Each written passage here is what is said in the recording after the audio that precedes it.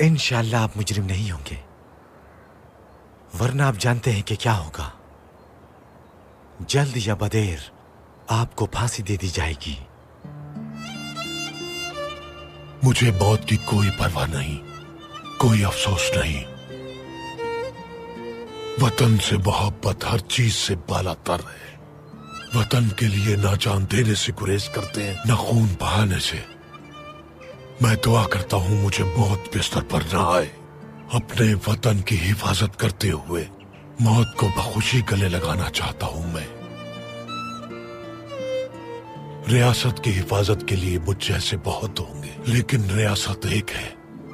ये हमें पनाह देती है, हमारी रोजी का जरिया है, हमें हैसियत, इज्जत और वकार देती है, पहचान देती है।